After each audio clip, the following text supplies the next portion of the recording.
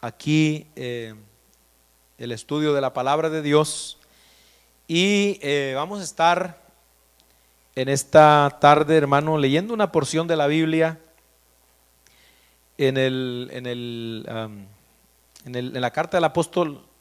Bueno, creemos que fue el apóstol Pablo, ¿verdad? Aunque no dice, es anónimo, pero en la carta a los Hebreos, en el capítulo 3, ahí vamos a estar leyendo, amén, la palabra poderosa del Señor.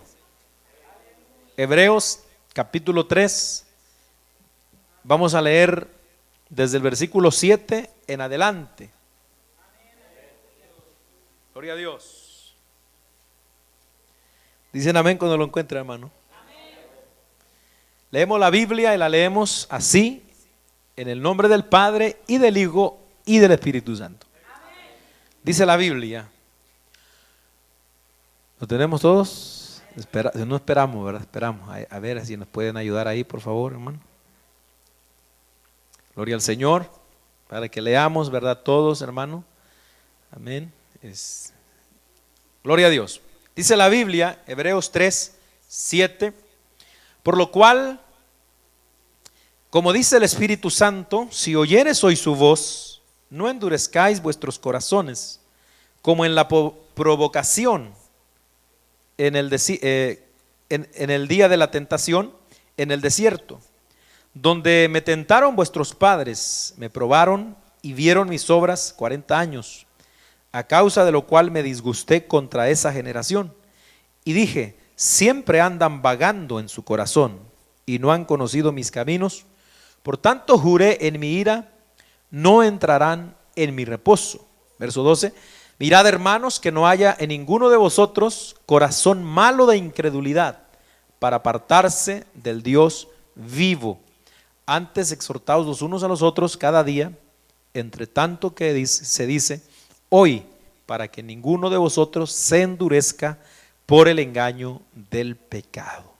Amén. Hasta ahí, hermano. Vamos a hacer una oración. Gloria a Dios. Padre, en el nombre poderoso de Jesús de Nazaret, te damos muchas gracias, Señor amado, por tu misericordia. Gracias porque nos permites estar delante de tu presencia, Señor, una vez más, para estudiar, Señor, tu palabra y para ser edificados en grande manera, Señor. Te lo pedimos todo en el nombre de Jesús. Amén, Señor, y amén a su nombre. Siéntese, hermano, siéntese por ahí, gloria a Dios. Bueno, usted sabe que estamos estudiando lo que es la doctrina calvinista. Amén, eso es lo que estamos haciendo ahorita. Ya, si Dios nos ayuda, pues va este y otro estudio más con la ayuda del Señor. Vamos a estar terminando porque lo que estamos viendo ya en este momento, pues son los puntos de lo que es, digamos, la base de la doctrina calvinista. Y bueno, ya ahorita hemos recorrido un buen camino y ya hemos visto, ¿verdad?, de dónde se originó esta doctrina y todo lo que la historia nos dice respecto a lo que es el calvinismo. Y bueno, de hecho hemos visto también cómo es bien importante que nosotros hablemos de esto ahora, porque bueno, al igual que muchas otras doctrinas, había el calvinismo también, hermano, estado, como quien dice, medio dormido por mucho tiempo. Hasta que más o menos por la década del 90, finales del 90, comienzos del 2000, empieza a resurgir nuevamente con mucha fuerza, hermano, con mucha fuerza esta doctrina.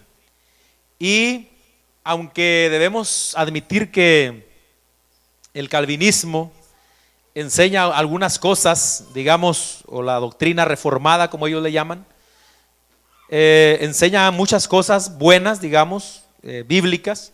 Sin embargo, lo que es la base de su doctrina, claramente, como hemos venido mirando, tergiversa, es decir, como que distorsiona, hermano, distorsiona lo que es la enseñanza puramente bíblica, y eso es donde nosotros estamos basándonos, es donde nosotros estamos tratando, ¿verdad?, de mirar ahí.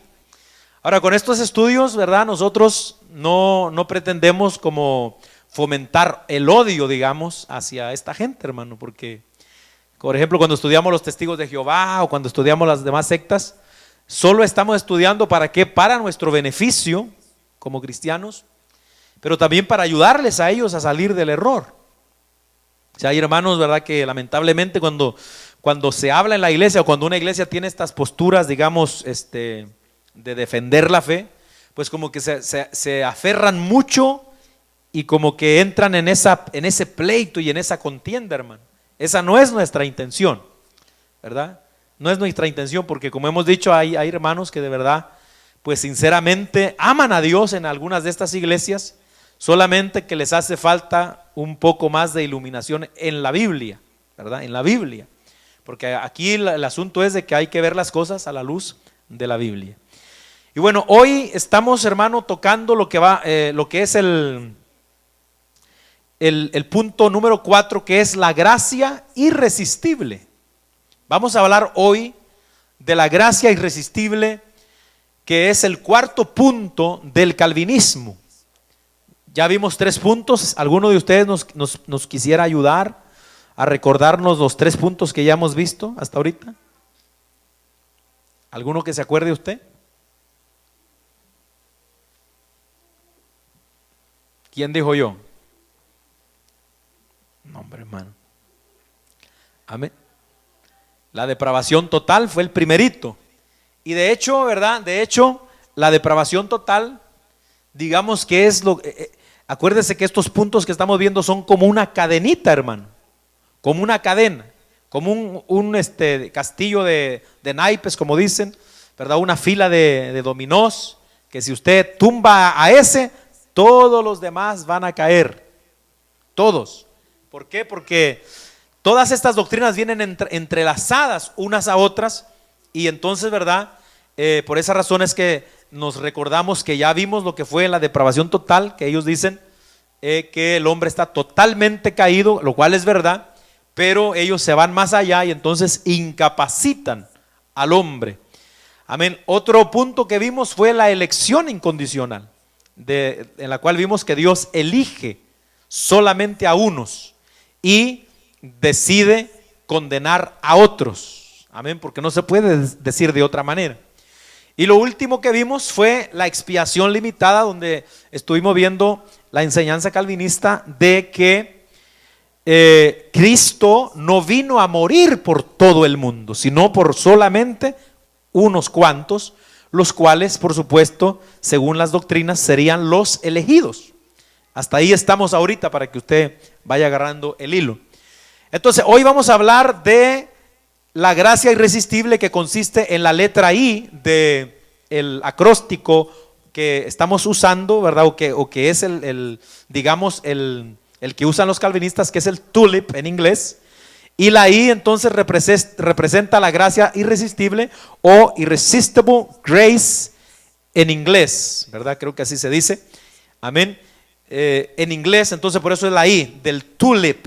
Ya nada más nos faltaría la P, que vamos a ver el próximo martes con la ayuda del Señor. Pero vamos a ver, igual como hemos venido haciéndolo, la declaración calvinista. ¿Qué dicen ellos? Porque esto no que voy a leerle no es lo que yo pienso que dicen, sino que esto es un extracto de lo que ellos publican en sus páginas oficiales, en sus libros de doctrina, para que usted vea claramente lo que ellos creen, hermano. Amén. Así que ponga atención, ¿verdad? Preste atención para que usted pueda entender claramente de todo esto, hermano. La declaración calvinista dice, oiga bien, una vez más, este cuarto punto de la creencia del sistema calvinista es el resultado lógico de todo lo que hemos visto anteriormente. Es decir, si los hombres son incapaces de salvarse a sí mismos, la depravación total, debido a su naturaleza caída, y si Dios se ha propuesto salvarlos, es decir, la elección incondicional, y luego Cristo ha consumado la salvación de ellos, es decir, la expiación por los escogidos, entonces se deduce por lógica que Dios debe también proveer los medios para llamarles a los beneficios de la salvación que Él ha obtenido para ellos. Sin embargo, el sistema calvinista de teología, aunque profundamente lógico, es mucho más que un mero sistema lógico. Es un sistema de creencia bíblica pura, así argumentan ellos, que se encuentra firmemente aprobado y apoyado por la palabra de Dios. Entonces, la doctrina de la gracia irresistible no es un invento de los hombres que redactaron los 5 puntos del calvinismo en el sínodo de Dort, como ya usted se acuerda que vimos cuando comenzamos. No es un invento de ellos, sino que es la manifiesta revelación de la palabra de Dios. Y aquí les damos algunos ejemplos, ¿verdad?, de los textos que usan ellos para apoyar la doctrina esta. Por ejemplo, en Romanos 8:30 dicen los calvinistas, dice así: y a los que predestinó, a estos también llamó. Es decir, Dios no solo elige a los hombres y a mujeres para salvación, Él también llama a los que ha elegido. Esta es la idea de ellos. Ahora bien, ¿qué quiere decir gracia irresistible?, preguntan los calvinistas. Nosotros sabemos que cuando el evangelio es predicado en la iglesia, o al aire libre, o a través de la palabra de Dios leída, no todas las personas hacen caso del llamado. No todas las personas llegan a ser convencidas de sus pecados y de su necesidad de Cristo. Y eso es verdad, eso es verdad. Esto explica el hecho de que hay 2 llamamientos. Note aquí donde entonces ya empezamos a irnos por un lado. Esto explica que hay 2 llamamientos. Uno, amén, existe el llamamiento externo y existe el llamamiento interno. El llamamiento externo puede ser descrito como las palabras del predicador o del pastor.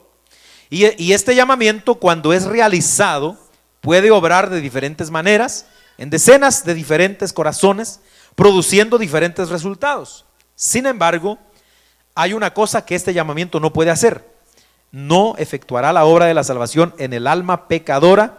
Para que una obra de salvación sea forjada en el alma, el llamamiento externo debe ir acompañado por el llamamiento interno, el del Espíritu de Dios, porque Él es quien convencerá de pecado, de justicia y de juicio, como dice Juan 16:18, es un texto claramente bíblico.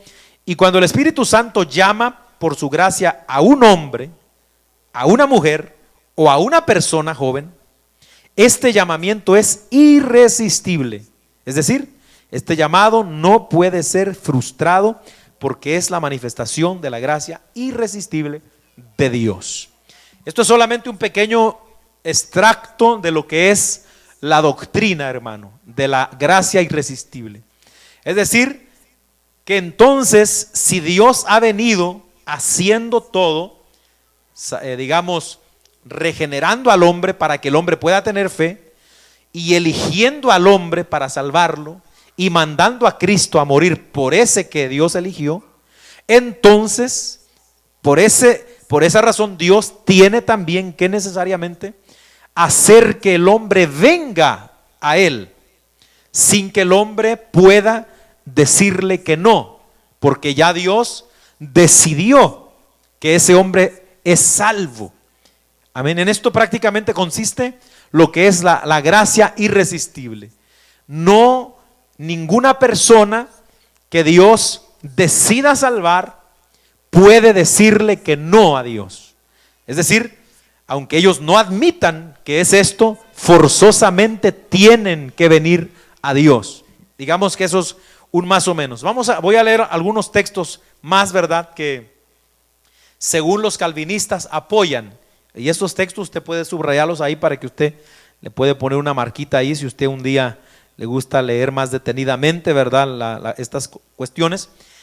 Todo, dice San Juan 6:37, todo lo que el Padre me da vendrá a mí, y el que a mí viene no le echo fuera. Esto es un texto que ellos usan para decir, aquí vemos que el Padre le da a Cristo los que vengan a Él. O sea que no es la gente la que puede venir a Cristo, sino que el Padre se los da. Amén. Es decir, estos no se pudieron resistir, porque el Padre los empujó, digamos, y se los entregó a Cristo. Otro texto que usan nuestros amigos calvinistas es San Juan 6:44, y este es uno de los preferidos de ellos. Y dice así: nadie puede venir a mí a menos que el Padre que me envió lo traiga, y yo lo resucitaré en el día final. Juan 6:44. Aquí nuestro Señor Jesucristo, dicen los calvinistas, está diciendo simplemente que es imposible que los hombres vengan a Él por sí mismos. El Padre debe traerlos. Entonces, si usted va mirando, va notando, esto es lo que ellos llaman entonces la doctrina de la gracia irresistible. Ya Dios los tiene señalados y solamente Dios hace, amén, que ellos vengan a Cristo. Es todo. Ellos no pueden hacer nada, acuérdense, porque están muertos. Y como hemos visto ya anteriormente, los muertos no deciden nada. Entonces, nosotros, ¿verdad? Vamos, por supuesto, con la Biblia a demostrar, hermano, porque este es el asunto, ¿verdad? No con el pensamiento, digamos, de un teólogo como Juan Calvino, ¿verdad? De los calvinistas, que el contrario de Juan Calvino sería el teólogo llamado Jacobo Arminio, ¿usted se acuerda? Pero no, ¿verdad? No es necesario nosotros confiar ciegamente en una teología de hombres, sino, acuérdese que el mejor intérprete de la Biblia, ¿quién es? ¿El hermano Humberto?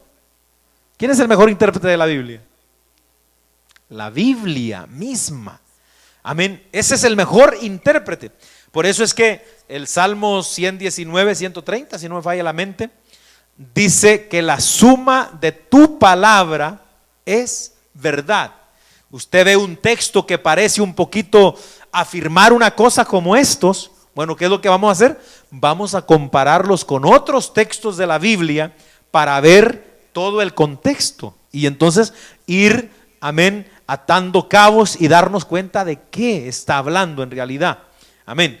Ok, vamos a comenzar, hermano, digamos, refutando o la refutación de esta doctrina, diciendo en primer lugar que si la doctrina de la gracia irresistible fuera correcta, entonces tendríamos que admitir que el ser humano, más que un agente moral con capacidad de razonar y de elegir libremente, es una criatura mecánica, es una computadora programada para hacer lo que le digan que haga. ¿Será ese un buen concepto para, digamos, definir al ser humano, hermano? ¿Que el hombre es como una máquina? ¿O que el hombre es como una computadora o como un robot? ¿Será que eso nos define a nosotros como seres humanos? No. ¿Por qué no?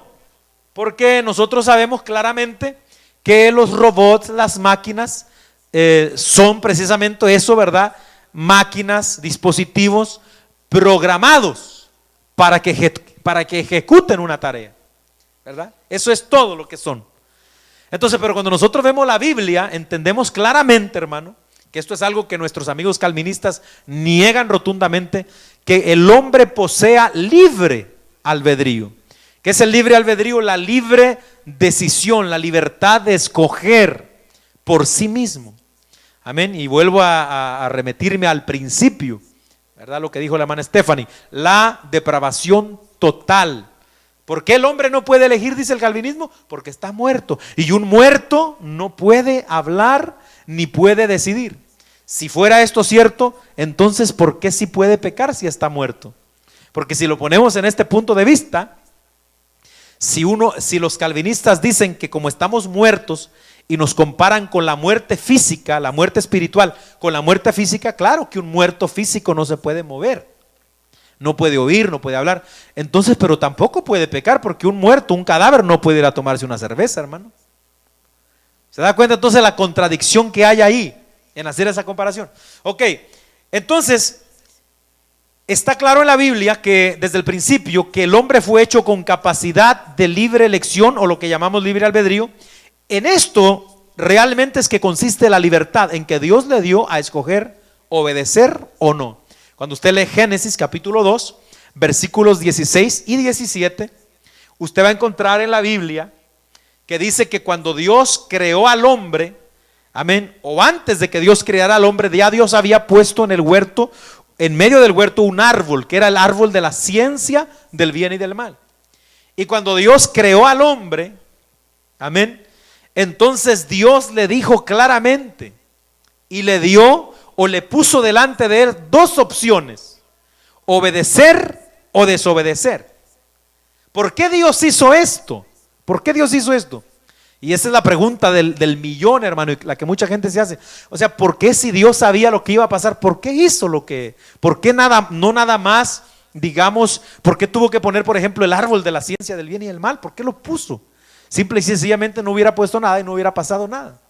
Si no hubiera hecho eso Dios, los seres humanos seríamos robots, seríamos máquinas, no seríamos libres, no tendríamos, hermano, digamos, gozo, alegría, como hoy la conocemos, no tendríamos, digamos, emociones. ¿Por qué? Porque seríamos simples máquinas computarizadas.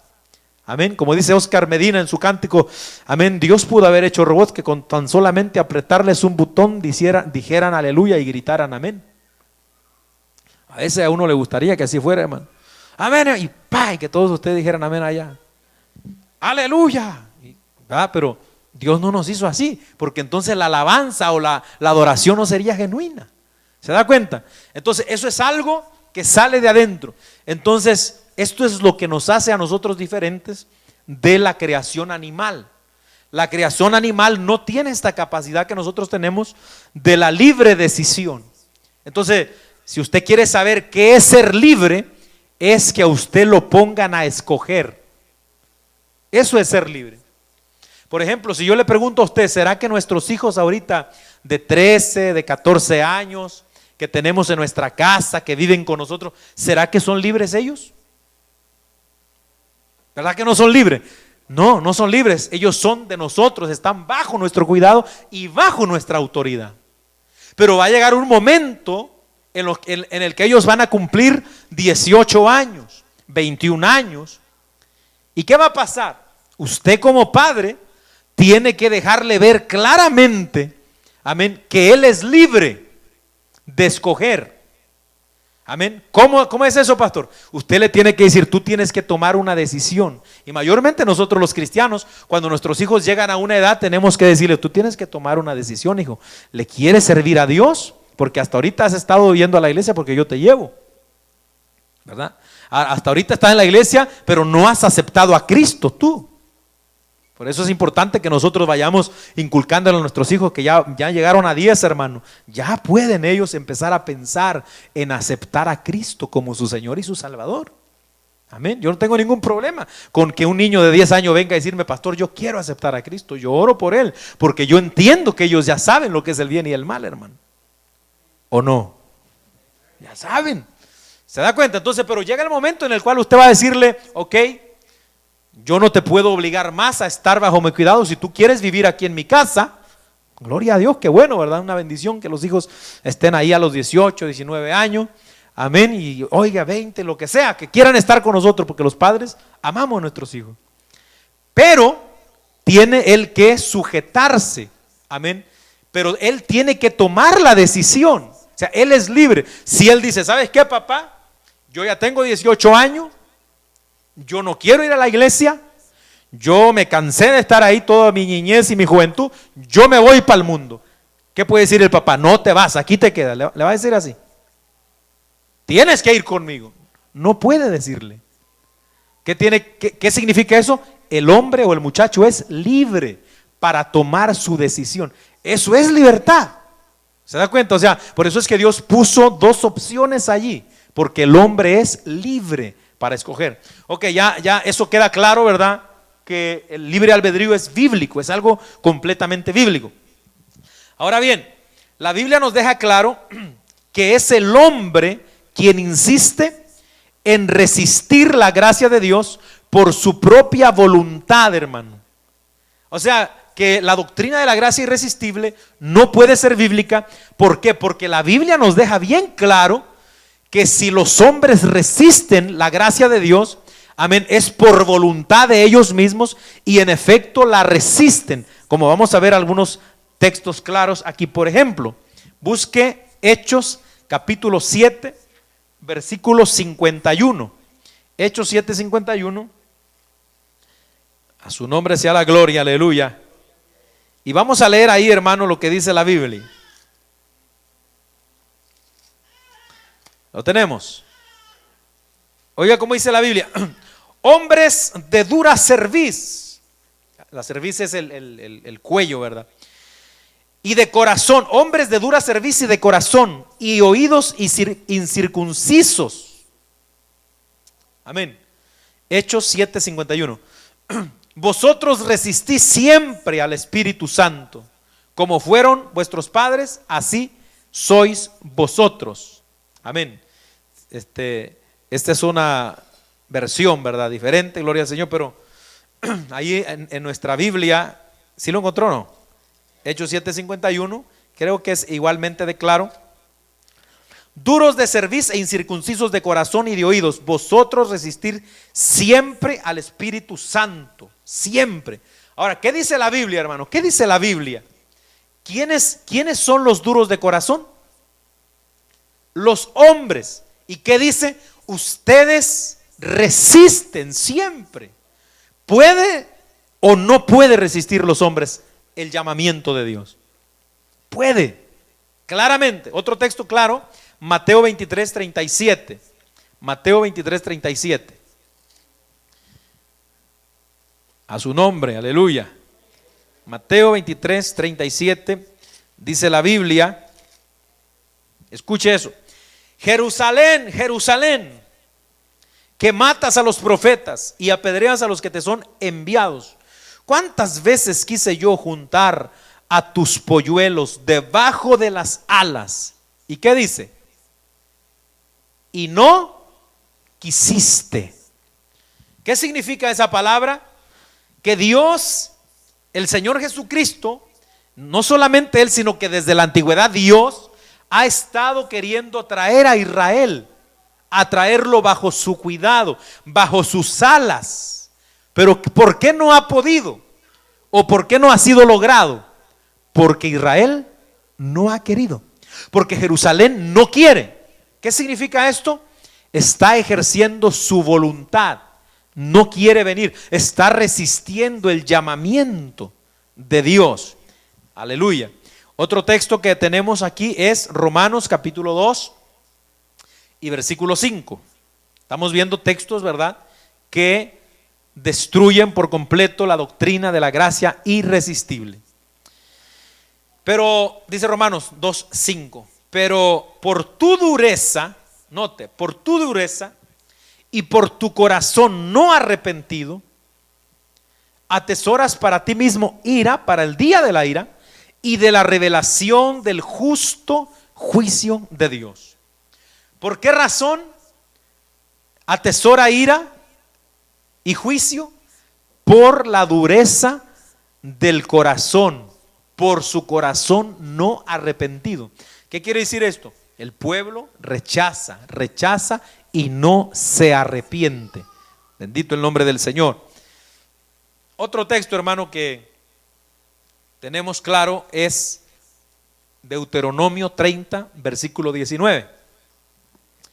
Dice ahí la escritura, Deuteronomio, los primeros libros de la Biblia, el quinto libro de la Biblia para ser exacto, 30, versículo 19, dice: a los cielos y a la tierra llamo por testigos hoy contra vosotros. Note que os he puesto delante la vida y la muerte, la bendición y la maldición. Y luego dice: escoge pues la vida para que vivas tú y tu descendencia. ¿Qué está haciendo Dios? Le está haciendo una invitación, ¿sí o no? Aquí está delante de ti la vida y la muerte. Amén. Y Dios le insiste en que escoja. ¿Verdad que no? Dios no lo está empujando o no lo está arrastrando, como dicen los calvinistas, para que venga. No, Dios le dice: escoge tú.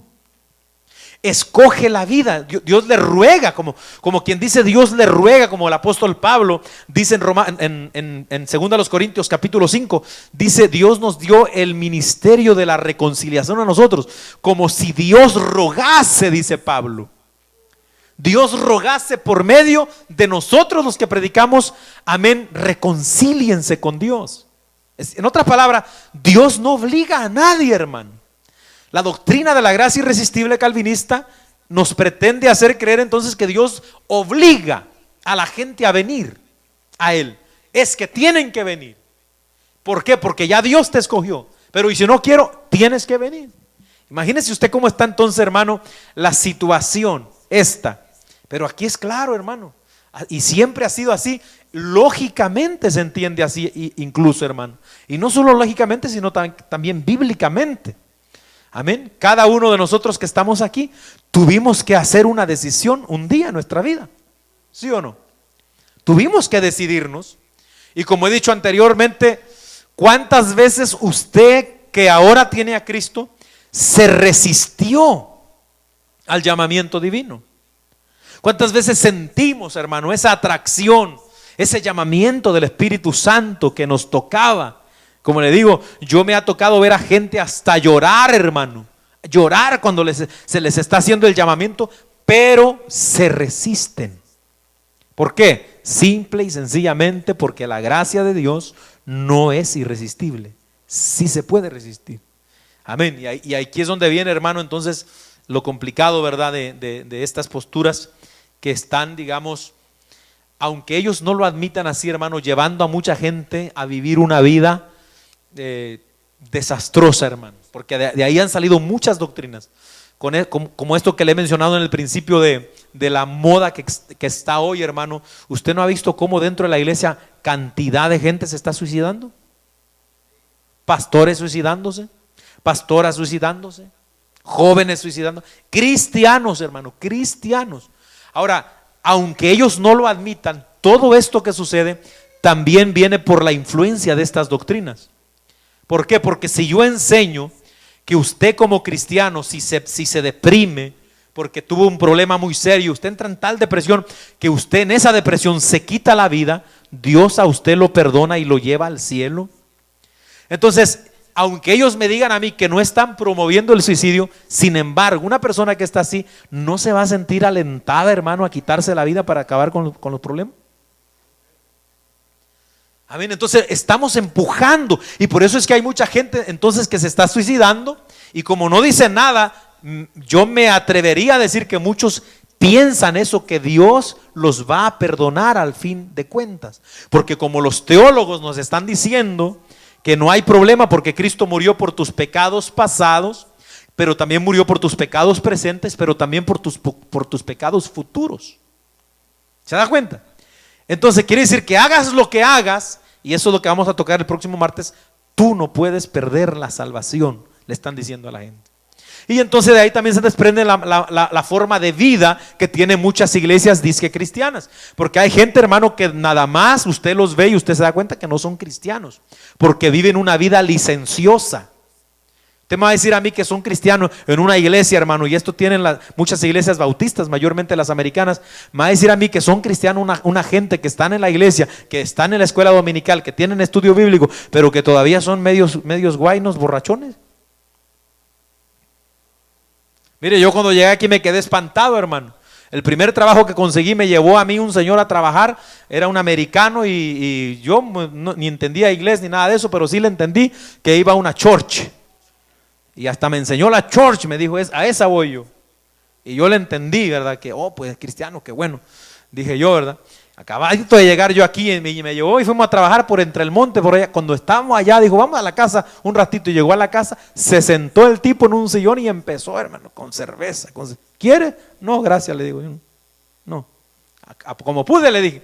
Bueno, tardó ahí un rato, que cuando ya terminó el hombre, hermano, el hombre apenas podía caminar, de borracho. Y se subió al carro y me dice, vámonos. Y mire, de regreso, hermano, para la casa, ese hombre iba volando en la carretera. Yo hasta me faltaban manos para agarrarme, hermano, del carro.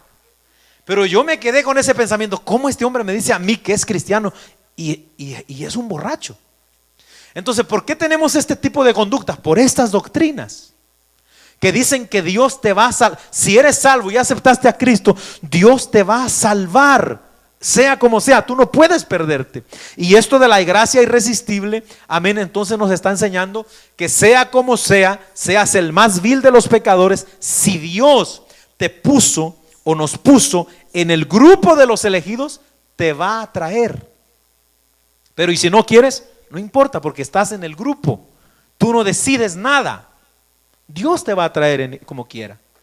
Amén. Entonces, más o menos, hermano, así es la postura. Ahora, vamos a ver, hermano, otro texto más, que es este texto que nosotros tenemos como base, y que yo creo que este es uno de los más claros, hermano. Creo que todos están claros, pero esto es de los más contundentes que tenemos, que es Hebreos capítulo 3, versículos 7 al 10, para ver cómo la Biblia nos deja claro que sí se puede resistir la gracia de Dios.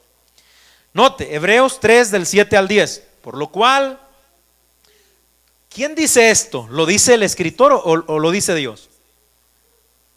Oiga esto, por lo cual, como dice el Espíritu Santo, note, si oyeres hoy su voz, ¿qué es lo que dice? ¿Cuál es el consejo del Espíritu Santo? No del autor, del escritor de la carta, sino del autor de la carta, el Espíritu Santo. ¿Qué dice? Si oyes hoy su voz, note, no endurezcas tu corazón. Es Dios quien está diciendo esto. Ahora, ¿no cree usted que Dios sería, hermano, un poco raro si Dios nos dice que no endurezcamos su corazón, sabiendo Dios que yo no puedo, venir a Él o resistirme a Él o dejar de resistirme porque yo no decido nada? O sea, ¿cómo Dios me pide a mí que no me endurezca cuando Él me endureció a mí para que yo no creyera?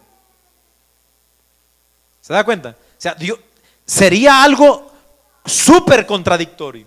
Pero aquí vemos que Dios está aconsejando, si oyes la voz del Espíritu Santo, dice Dios, no endurezcas tu corazón. ¿Qué quiere decir esto? Que el hombre puede oír la voz de Dios y puede endurecerse para no recibir ese llamamiento.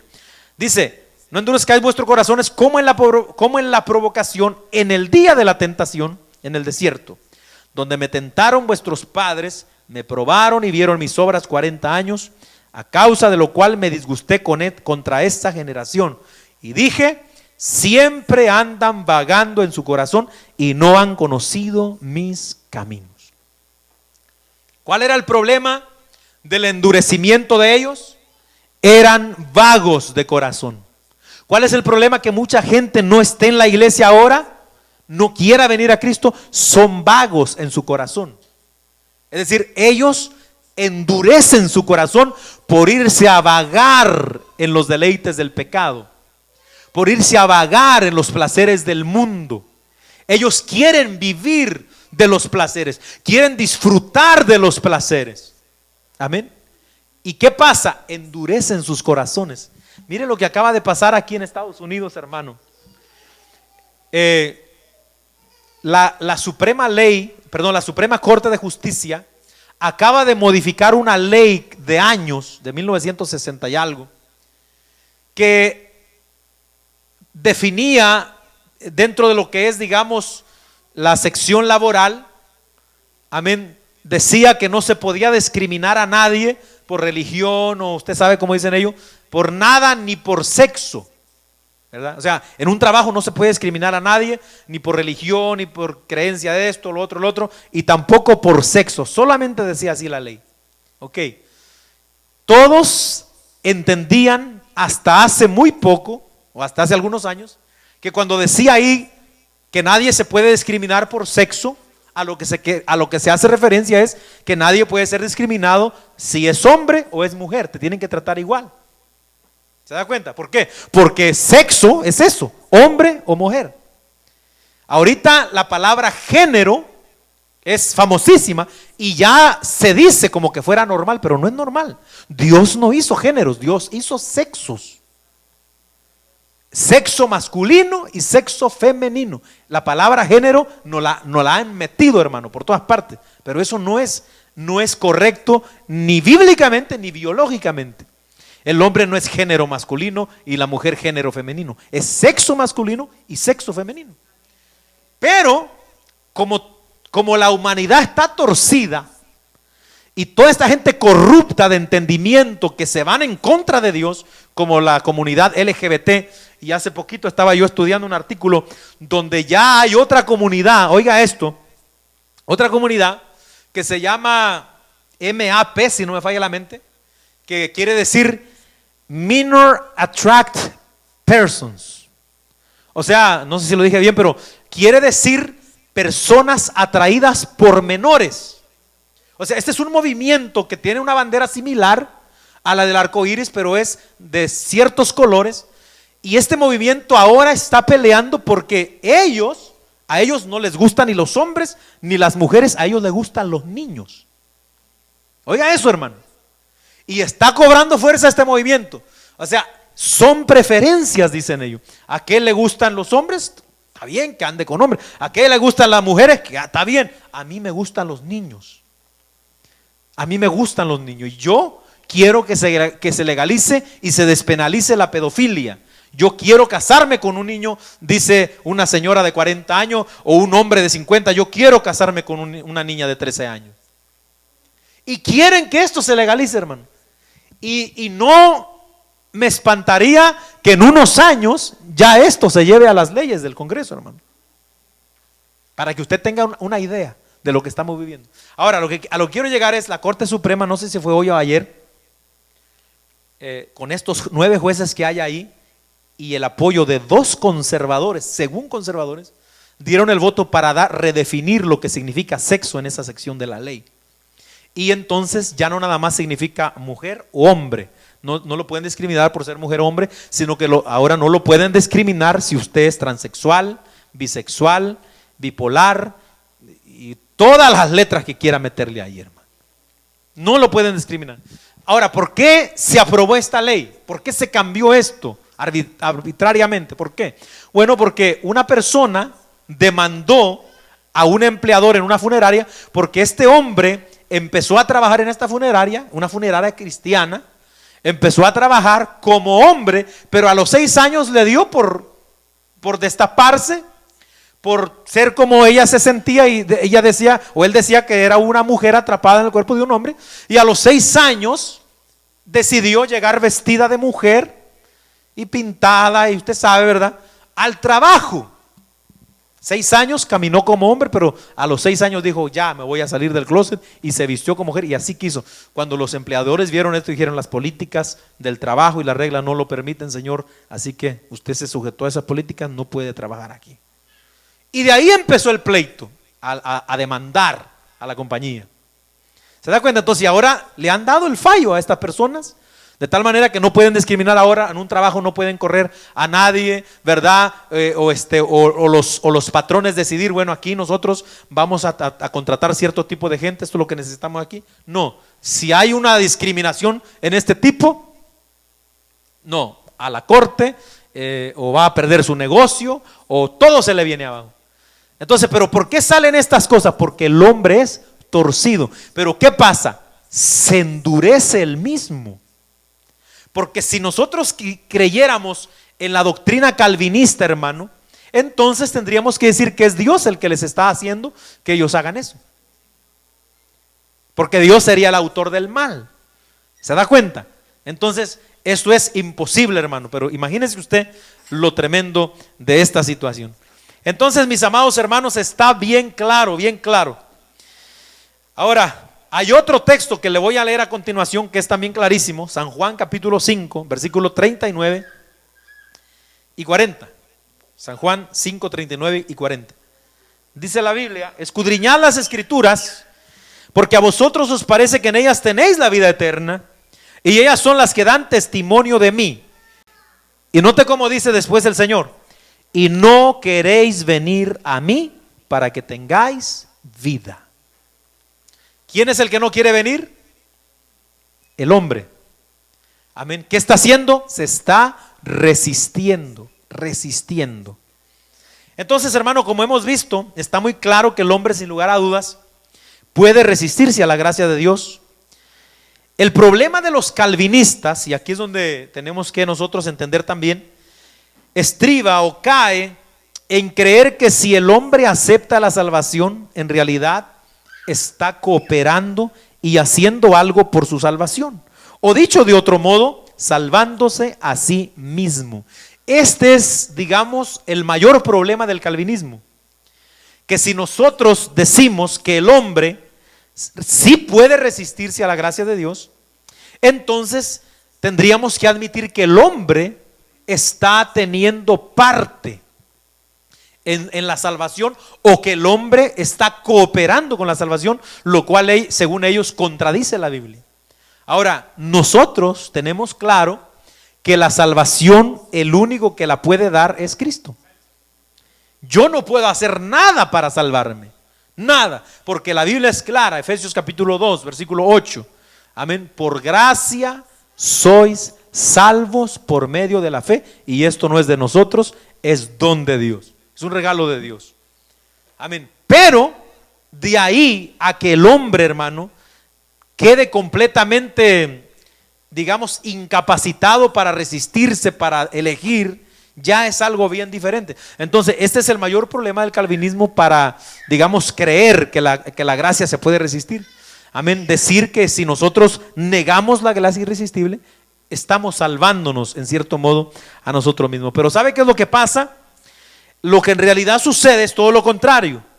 En lugar de que el hombre haga algo, cuando niega la gracia irresistible, en lugar de que el hombre haga algo, él en realidad deja de hacer algo. Porque ¿qué es, por ejemplo, nosotros que negamos que la gracia sea irresistible? Es decir, que nosotros decimos que sí podemos decirle a Dios no, no quiero. Amén. En el pueblo mío, de donde vengo, en mi rancho, hubo un señor católico que murió, hermano, al final, y como dicen los católicos, católico nací y católico me voy a morir. Así hizo ese señor. Se llamaba Don Delfino, devoto fiel de la Lupita. Y al señor en su lecho de muerte le llegó la oportunidad de aceptar a Cristo allí. Y sabe, el hombre ya ni podía hablar, hermano, ya ni podía hablar. Y le decían: Don Delfino, ¿quiere usted aceptar a Cristo? Y le predicaban el evangelio. Y el viejito no podía ni hablar. Y por último, cuando todavía podía hablar, le decía: no, yo me voy con mi Lupita. Me voy con mi Lupita. Y ya cuando no podía hablar, les decía así. Ahora, ¿quién decidió a dónde se iba? Él. ¿Qué hizo? Resistió hasta el fin. Endureció su corazón, hermano. Lo endureció. Ahora, cuando nosotros decimos que Dios sí se puede resistir, es decir, la gracia de Dios, el regalo de Dios, la gracia que el Señor nos ofrece, sí se puede resistir, lo que queremos decir, hermano, es en realidad, amén, cuando uno decide aceptar a Cristo y elegir sí tener fe y creer en Cristo, amén, lo que uno está haciendo en realidad no es que está haciendo algo para salvarse. No, en realidad no está haciendo nada, o está dejando de hacer algo. ¿Qué está dejando de hacer? De resistirse. Porque si Dios nos está atrayendo para que vengamos, y nosotros decimos no, y no, y no. Entonces cuando nosotros aceptamos a Cristo, lo único que hacemos es dejar de pelear. Lo único que hacemos es dejar de resistirnos. Y entonces esa atracción nos trae a Cristo, porque dejamos de resistirnos. Ese es el punto central, hermano, que tiene que entender el calvinista y que no quiere entender.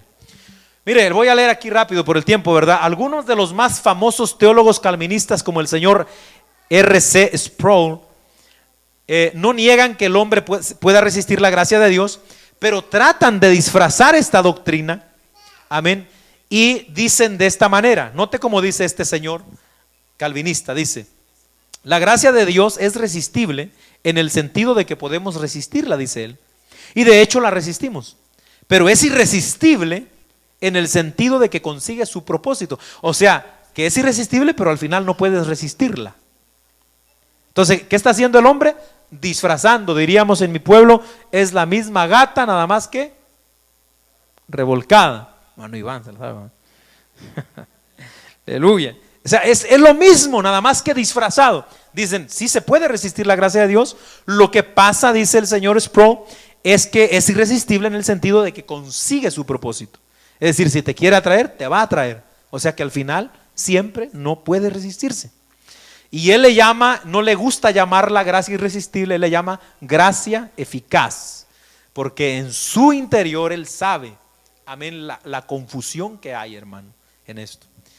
En uno de los pasajes más usados que ya leímos ahorita hace momento por los calvinistas, que es Juan 6:44, el señor Sproul comenta que cuando el Señor Jesucristo dice que nadie puede venir a Dios si el Padre no le atrae o no le trajere, él dice que esa palabra atraer en el griego original dice que significa literalmente arrastrar u obligar.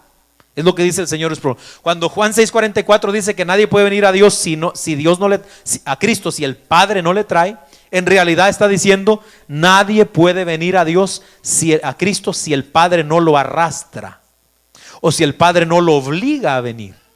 Según él, en el griego, esto es lo que dice. Amén. Y cuando uno oye en el griego, que el griego es el que se escribió la Biblia, pues tiene que ser cierto. Esto es un problema, hermano. Amén. Imagínense por qué. Porque el señor Sproul, a su conveniencia, por supuesto, usa ese significado, sabiendo que la palabra griega, como muchas otras, esta palabra griega tiene varios significados, como por ejemplo también esa misma palabra que significa arrastrar, también significa sacar y también significa atraer o traer. Pero él usa arrastrar.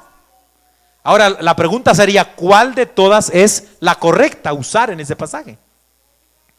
Amén. Entonces este es el problema, hermano, de nosotros y en el problema que han caído mucha gente, mucha iglesia en el día de hoy, de confiar ciegamente en el griego y esto y lo otro.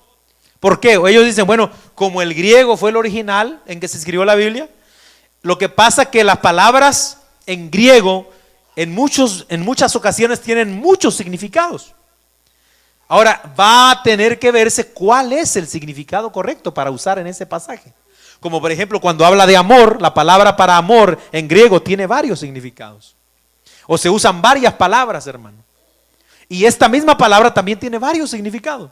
Entonces no podemos confiar ciegamente en alguien que nos dice, no, pues este aquí aplica. ¿Por qué? Porque hay otras que pudieran ser. Y la Biblia, por lo menos la Reina Valera y las demás utilizan, amén, la palabra atraer y no la palabra arrastrar u obligar. Porque si fuera eso, aquí lo hubiera puesto. Aquí se hubiera traducido así, arrastrar. Nadie puede venir a Cristo si Dios no lo arrastra por la fuerza, lo trae. Porque cuando usted arrastra algo es que lo jala, hermano. ¿Se da cuenta? Entonces ese es el problema, hermano, de confiar más en el texto griego que confiar en el contexto bíblico. Porque si queremos aclarar las dudas, vamos a ir a la Biblia, hermano, a la Biblia. Comparar escritura con escritura. Entonces, hermanos, sin lugar a dudas, que nadie puede ser salvo si el Espíritu Santo no le convence de pecado. Eso es verdad. De justicia y de juicio, como dice San Juan 16:18. Es claro. Ya que precisamente para esto fue enviado el Espíritu Santo. ¿Para qué? Para convencer a la gente. Pero esta acción de convencer no es de hacer forzosamente que la gente crea. Oiga eso, con cuidado. Sino más bien, ¿qué significa convencer de pecado, de justicia, de juicio? Convencer de pecado significa más que nada acusar o confrontar a la gente con la realidad de su pecado. Es decir, cuando el Espíritu Santo vino a nosotros y nosotros cedimos y ya no nos resistimos, fue porque el Espíritu Santo por medio de la palabra nos hizo ver nuestra vida pecaminosa, la vida que estábamos llevando.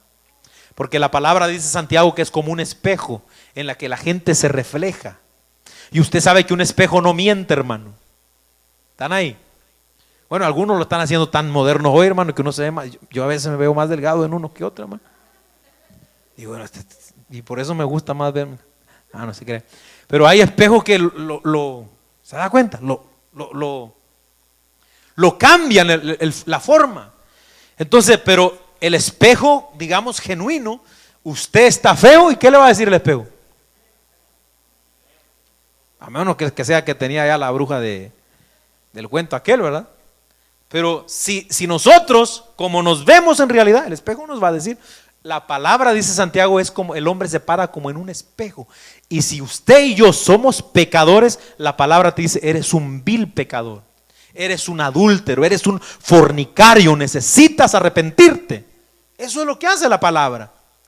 Pero no nos arrastra. Cuando entonces el Espíritu convence, lo que hace es nos acusa, nos confronta de pecado y de justicia, por supuesto, por lo que Dios demanda, y de juicio, es decir, de que si nosotros no obedecemos a esta palabra, entonces lo que nos espera es ese juicio, hermano, de Dios.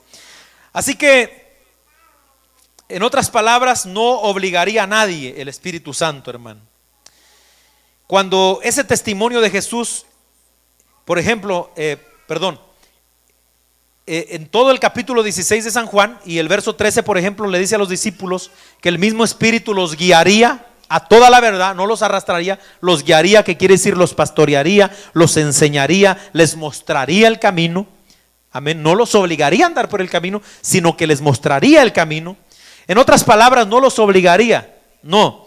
Amén. Por ejemplo, hermano, el pecado imperdonable del que habla la Biblia, que es la blasfemia contra el Espíritu Santo. Amén.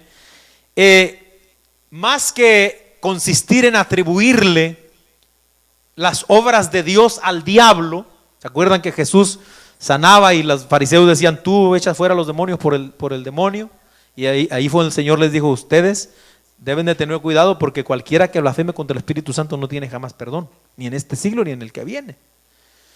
Más que atribuirle las obras de Satanás de Dios a Satanás, el pecado consiste, hermano, en el abierto rechazo del testimonio del Espíritu Santo de Dios, amén, que el Espíritu Santo da de Jesucristo, amén, y eso nos lo deja claro San Juan 15:26, amén, porque el Espíritu Santo para eso vino, para dar testimonio. Y si alguien constantemente está rechazando al Espíritu Santo, ¿quién más puede convencerlo de pecado?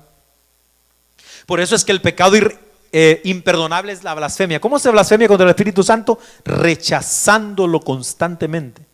¿Qué es lo que hicieron los judíos desde que Cristo empezó a predicar?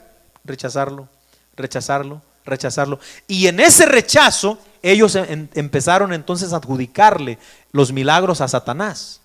Pero ¿cuál fue la causa de todo? Su desprecio a Jesucristo. Entonces ese es el pecado imperdonable, porque si usted desprecia a Cristo y se le predica la palabra y usted dice no quiero y no me importa, ¿qué está haciendo? Usted está despreciando al Espíritu Santo, que le dice ven, tú lo necesitas. Y como usted desprecia al Espíritu Santo, nadie más puede convencerlo a usted. Por eso automáticamente no hay salvación. No hay salvación. Alabado sea el nombre del Señor. Mire, voy a leer esto último, hermano, porque el tiempo se me ha ido. Pero mire, el apóstol Pablo dice en Tito 3:4-7, pero cuando se manifestó la bondad de nuestro Dios, de Dios nuestro Salvador, y su amor para con los hombres, nos salvó no por obras de justicia que nosotros hubiéramos hecho, sino por su misericordia, por el lavamiento de la regeneración y por la renovación en el Espíritu Santo, el cual derramó en nosotros abundantemente por Jesucristo nuestro Salvador, para que justificados por su gracia viniésemos a ser herederos conforme a la esperanza de vida eterna. Esto es lo que hace el Espíritu Santo. Entonces, cuando ya nosotros dejamos de resistirnos.